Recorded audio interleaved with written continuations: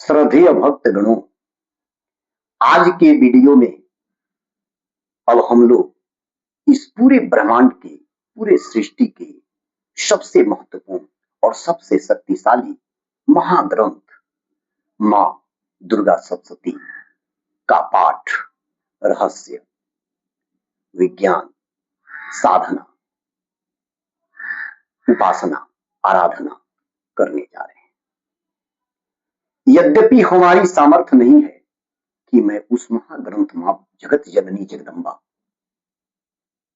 की आराधना पूजा इस ग्रंथ के माध्यम से नियम मानुकूल कर सकूं, फिर भी ये मां जगत जननी की ही कृपा है, उन्हीं का आशीर्वाद है कि मैं ऐसी साहस किया हूं कि आप सभी दर्शकों के समक्ष मैं इन दुर्गा सप्तशती की पाठ आराधना पूजा आप सबों के समक्ष करूं, ताकि बहुत सारे भक्तगण हैं जो मां की आराधना तो करना चाहते हैं, दुर्गा सप्तशती का पूजा पाठ तो करना चाहते हैं, लेकिन उनको मार्ग नहीं मिल पाता। तो शायद मेरे इस छोटे से प्रयास से उन्हें एक मार्ग मिल पाएगा और कुछ श्रद्धेय जिनके हृदय में श्रद्धा जगेगी वो भी मां जगत जननी की आराधना पूजा कर सकेंगे। इस सद उद्देश्य से और सारे विश्व के कल्याण के उद्देश्य से आप लोगों के समक्ष मैं इन दुर्गा सप्तशती का आराधना, साधना, जो विज्ञानों का विज्ञान है, ग्रंथों का ग्रंथ है, वेदों का वेद है, कल्प वृक्षों का कल्प वृक्ष है, कामधेनु का कामधेनु है, गुरुओं का गुरु है, जिसकी वर्णन नहीं की जा सकती है इस जीवा से। कई वर्षों से मेरे अंदर ये इच्छा था कि मैं अपने दर्शकों के समक्ष इस ज्ञान को प्रस्तुत करूं, लेकिन शायद वो समय पहले नहीं आया। जब मां जगत जननी की कृपा हुई तो पूरे जगत के, विश्व के कल्याण के उद्देश्य से मैं इसे आप लोगों के समक्ष प्रस्तुत करना चाहता हूं। इस मां से यह प्रार्थना करते हुए कि सर्वे भवन्तु सुखिनः, सर्वे सन्तु निरामयाः, सर्वे भद्राणि पश्यन्तु मां कश्चित् दुःखभाग् भवेत्। सभी लोग सुखी हो जाएं, सभी लोग निरामय हो जाएं, सभी लोग स्वस्थ हो जाएं, सबों के जीवन में कल्याण हो। बहुजन हिताय बहुजन सुखाय, अयम निजः परो वेति गणना लघु चेत सामुदाय चरिता नाम तु वसुधैव कुटुम्बकम। इस आस्था और विश्वास के साथ मां जगत जननी से मेरी प्रार्थना है कि जो भी भक्त सच्चे हृदय से उन्हें प्रार्थना करें, उनकी आराधना करें, मां उन्हें भी सदमार्ग पर ले जाए, उन्हें भी अपनी कृपा दे। तो आइए दर्शकों, हम लोग इस दुर्गा सप्तशती के बारे में जानते हैं। इस दुर्गा सप्तशती को लिखने वाले मार्कंडेय ऋषि हैं, और वह मार्कंडेय ऋषि जो भगवान भोलेनाथ के परम भक्त थे, जिनकी आयु पूरी होने पर भी यमराज जब उन्हें मारने आया तो भगवान भोलेनाथ उन्हें मरने नहीं दिए, बोले कि मेरे आयु से एक दिन की आयु दे दो। तो एक दिन की आयु, भोलेनाथ की एक दिन की आयु मिलने से मार्कंडेय ऋषि अमर हो गए। आज भी अजर अमर है, वो अमर है, हनुमान जी की तरह अमर है। मार्कंडेय ऋषि आज भी अजर अमर है। उन्होंने इस दुर्गा सप्तशती को क्यों लिखा, आइए इसके बारे में जानते हैं। तो दर्शकों, भक्तगणों, हमेशा मार्कंडेय ऋषि भोलेनाथ से कहते थे कि एक ब्रह्म द्वितीय को नहीं, लेकिन भोलेनाथ बराबर मार्कंडेय को कहते थे कि नहीं नहीं, ऐसी बात नहीं है, एक ब्रह्म के अलावे भी शक्ति है, जिस शक्ति को तुम इनकार नहीं कर सकते।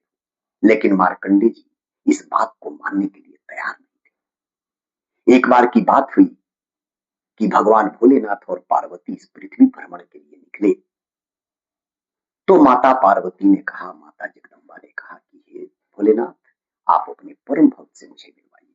भगवान भोलेनाथ मार्कंडेय ऋषि के पास जाते हैं लेकर माता को, जहां वो तपस्या में लीन होते हैं, और भोलेनाथ को देखकर वो साष्टांग दंडवत करते हैं और बोलते हैं, तो बोले भोलेनाथ कि मार्कंडेय, ये मेरी शिवा है, ये मेरी शक्ति है, इसी के शक्ति के बल पर मैं पूरे ब्रह्मांड का संचालन करता हूं, पूरे सृष्टि का संचालन करता हूं। इसके बिना मैं 100 बन जाता हूं।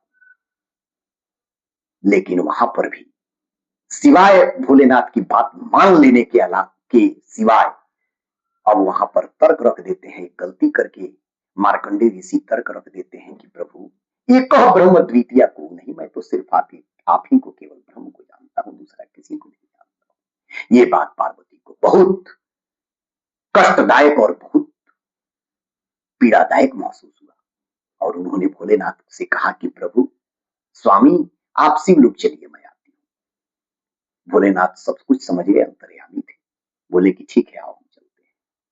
अब भोलेनाथ चले जाते हैं और जगदम्बा एक 16 वर्ष की लड़की का रूप बनाकर वहां घूमने लगती है और मार्कंडेय ऋषि से अपनी सारी शक्ति को छीन लेती है। जैसे ही सारी शक्ति को मां जगदम्बा मार्कंडेय ऋषि से छीनती है, मार्कंडेय ऋषि निष्प्राण हो जाते हैं, निस्तेज हो जाते हैं। उनके पास कोई शक्ति नहीं रहा, नाम जपने का भी शक्ति नहीं रहा, और प्यास से उनका बुरा हाल हो गया।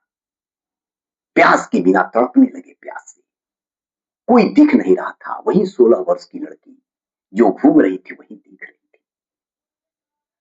तो उन्होंने कहा कि ओ बहन, जरा पानी पिलाना। मां कुछ नहीं बोली, घूमती रही। फिर बोलते हैं, ओ बेटी, जरा पानी पिलाना। फिर भी मां कुछ नहीं बोली, घूमती रही। फिर मार्कंडेय ऋषि बोलते हैं, ओ मां, जरा पानी पिलाना।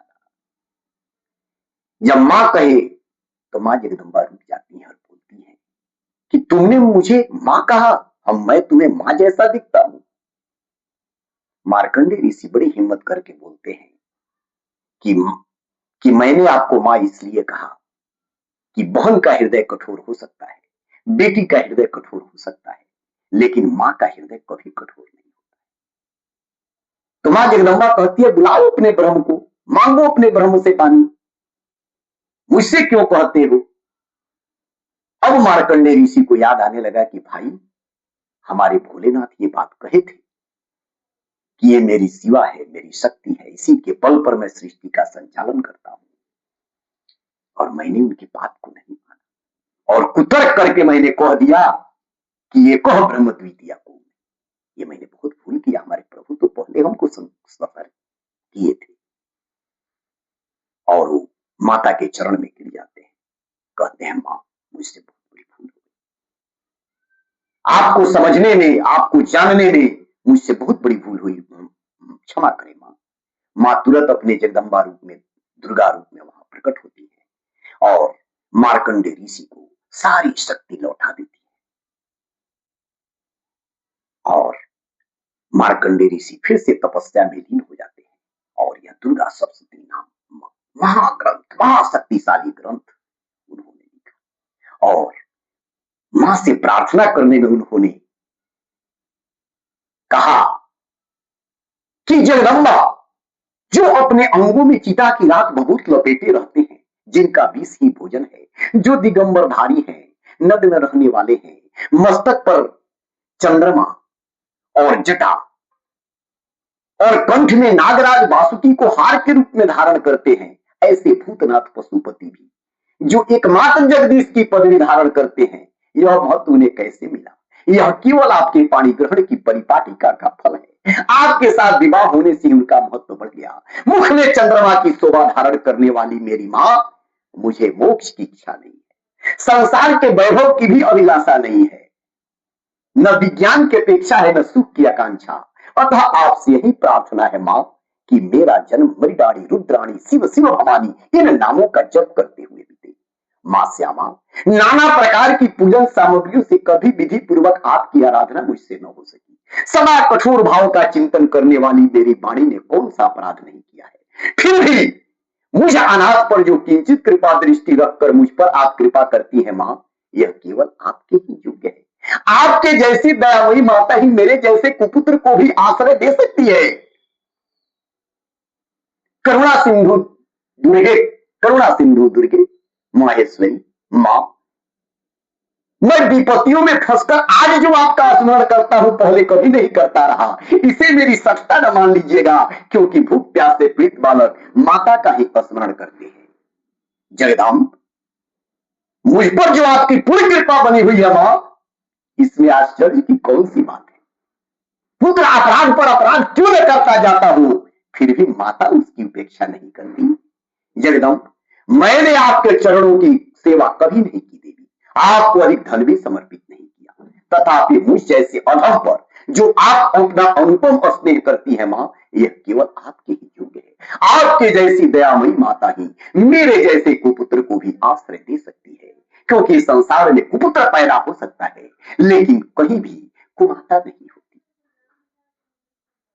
तो धन्यवाद भक्तगणों, आप लोग मेरे इस चैनल को सब्सक्राइब कर लें, लाइक कर दें, शेयर करें, फॉलो करें, क्योंकि आज से हम लोग इस ब्रह्मांड की सबसे महत्वपूर्ण और शक्तिशाली महाग्रंथ दुर्गा सप्तशती का पाठ शुरू कर